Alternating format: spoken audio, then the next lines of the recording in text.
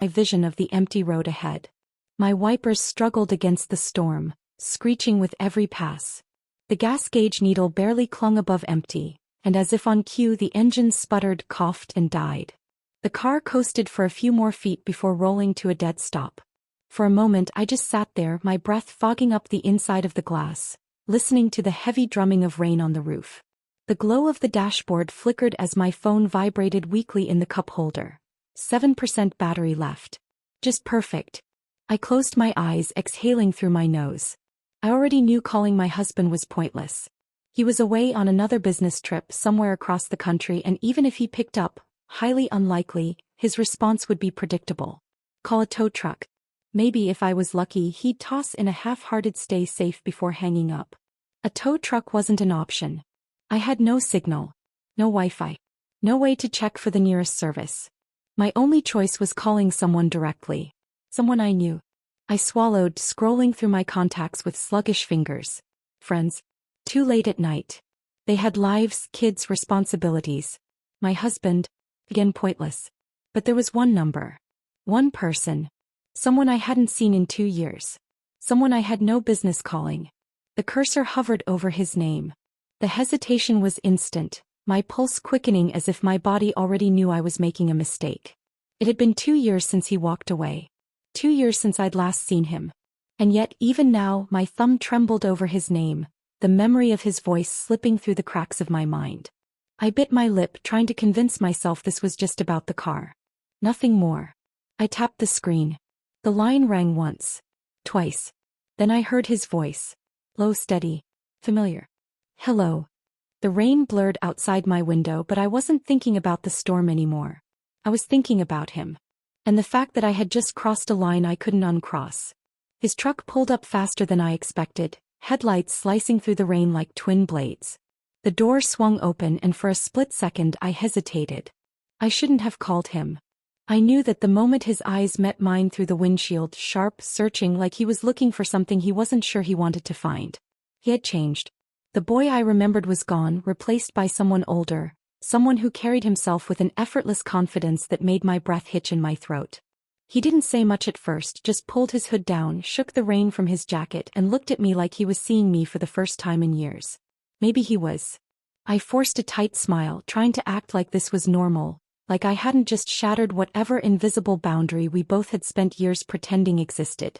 He asked if I was okay. I nodded too quickly. He glanced at the car, at me, then gestured toward the passenger side of his truck. Come on. I'll take you home. His voice was steady, unreadable. I climbed in, and the second the door shut, I felt it, the weight of everything unspoken between us. The drive was silent at first, only the rhythmic hum of the wipers filling the space. I told myself this was just a ride. Just a favor. But the way my heart pounded told me I was lying. I stole a glance at him. His hands gripped the wheel like he was holding something back. Maybe he was. The air between us thickened, heavier with every passing mile. I had spent years convincing myself I was fine, that I wasn't lonely, that my life was enough. But sitting here in the quiet heat of his truck, I felt something I hadn't in a long time. I felt seen. He put the truck in park and turned to me, his eyes dark, unreadable but steady. I'll walk you in. His voice left no room for debate. I shook my head, fingers gripping the door handle. It's fine. I'm home now. He exhaled sharply, jaw tightening. Just for a minute. I hesitated, but something in his expression made me relent. The house was dark when we stepped inside, the silence wrapping around us too thick, too heavy. I turned to him, arms crossed, keeping distance I wasn't sure I trusted myself to maintain. You didn't have to come, I said. He let out a dry laugh, shaking his head. Yeah. And what was your plan?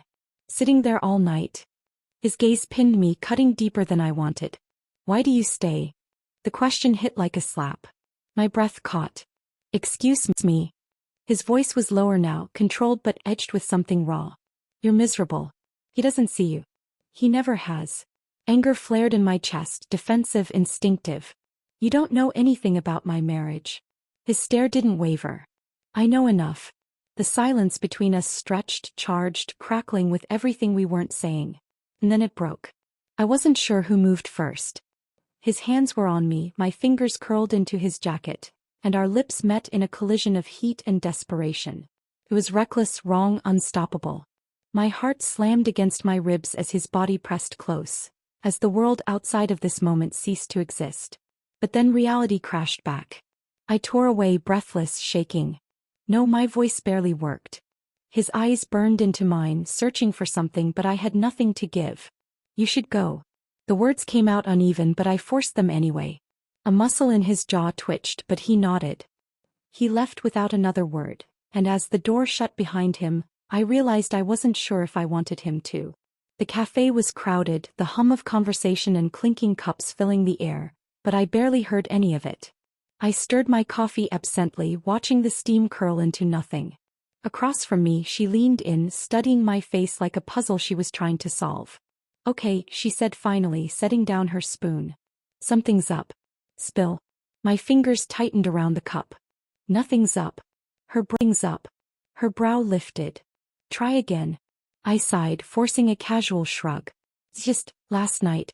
My car broke down. Someone gave me a ride home. Her gaze sharpened. Someone. I kept my face neutral.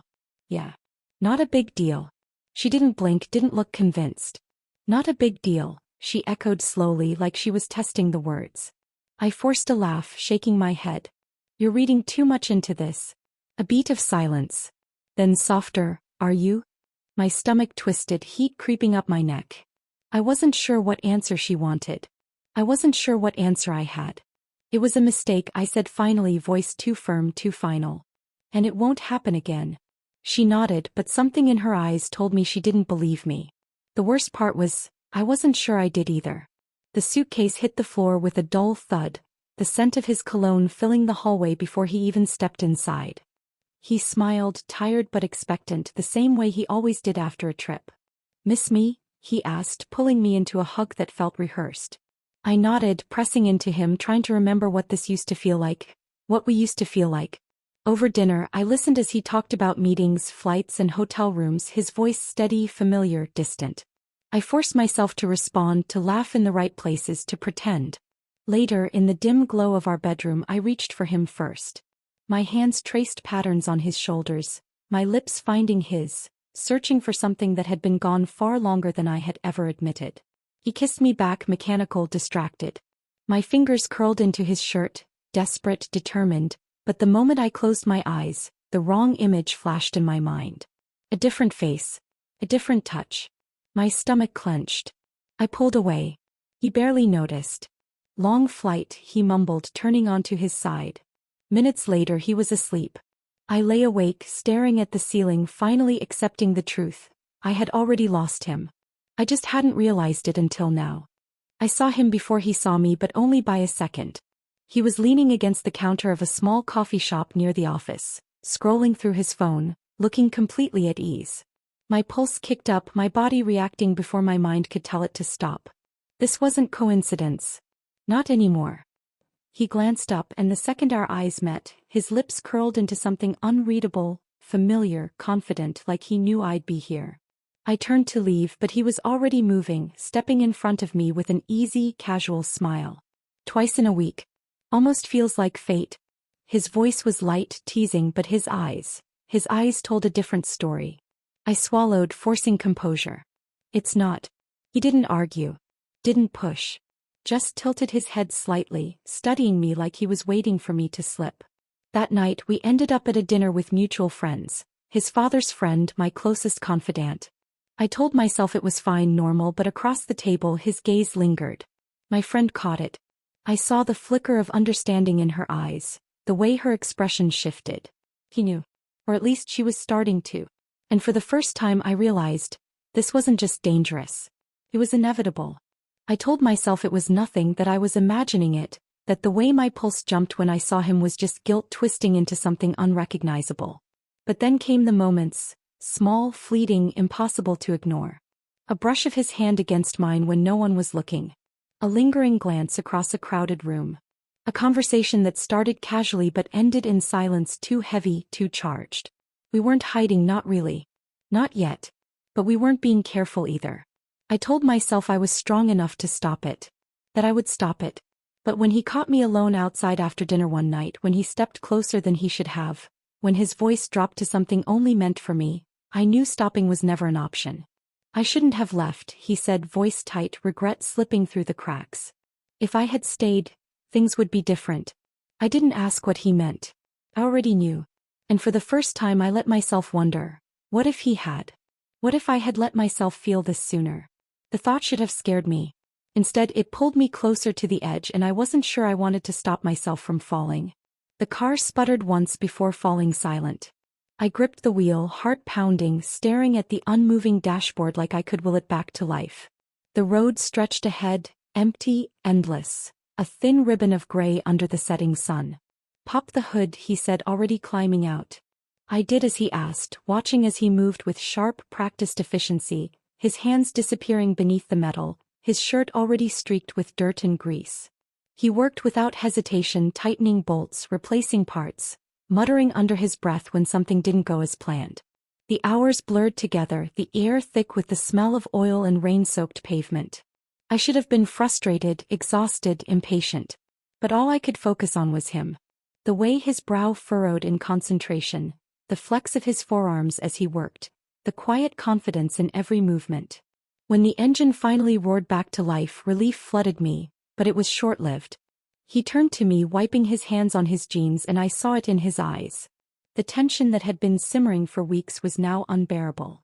I should have thanked him, kept my distance. Instead, I moved without thinking. My hands found his shirt, pulling him close. My lips crashed against his, desperate, reckless, unstoppable. He didn't hesitate. His arms wrapped around me, pressing me against the car, his breath warm against my skin. The world fell away, everything I had been holding back unraveling in an instant. And then, movement. A flicker of something in my peripheral vision. The sharp everything I had been holding back unraveling in an instant. And then, movement. A flicker of something in my peripheral vision. The sharp intake of breath that wasn't mine. I froze. He pulled back, eyes widening as we both turned. She stood a few feet away, my closest friend, staring at us like she had just seen a ghost. Silence stretched between us, thick and suffocating. I opened my mouth, but no words came. Her gaze darted between us, realization dawning, betrayal flickering across her face. I could see the question in her eyes, the decision she was about to make. Tell him. Tell my husband. Or walk away and pretend she had never seen this. My stomach twisted, cold dread settling deep in my bones. Because I already knew, no matter what she chose, nothing would ever be the same again. I knew the moment I stepped through the door. The air inside the house felt different, heavier, charged, waiting to explode. My husband sat at the dining table, his hands folded neatly, his expression unreadable. My pulse pounded in my ears. She told me, he said, voice quiet, too quiet. I swallowed hard, my throat suddenly dry. I don't. He raised a hand, silencing me. Don't lie. The words sliced through me like ice. He didn't yell. He didn't accuse. He just sat there, his silence more terrifying than any outburst could ever be. The walls of our house felt smaller, the air suffocating. Every step I took, every breath I drew, I felt him watching. He didn't touch me. He didn't ask for explanations. But his presence was a reminder, a constant, suffocating weight pressing down on me. I didn't sleep. I didn't eat. Every moment stretched into an unbearable eternity. And then one night he spoke. You have two choices, he said, his voice calm, detached. End it now. Or live in the hell you've created. My stomach twisted. My hands trembled. Because I already knew, no matter what I chose, I had already lost everything. Days passed in silence, then weeks. No calls, no messages. He was gone. He hadn't said the words, but I knew. This was his way of letting me go. Not out of anger, not out of hatred, but because he saw what I hadn't. There was nothing left to save. My husband didn't fight, didn't beg for explanations. He simply packed his things and left one evening, no final speech, no accusations. Just a quiet nod as he closed the door behind him. The weight of his absence settled over the house like dust, clinging to everything, suffocating in ways I hadn't expected. My friend stopped calling. She wasn't cruel, wasn't spiteful, but the distance was there, widening with every passing day. Maybe she forgave me. Maybe she didn't. It didn't matter. What mattered was that I had lost her just like I had lost everything else. One afternoon I sat alone in a cafe, staring at my untouched coffee, watching people blur past the window. And then I saw him. Just for a second. A glimpse in the crowd. He didn't stop. He didn't look back. And I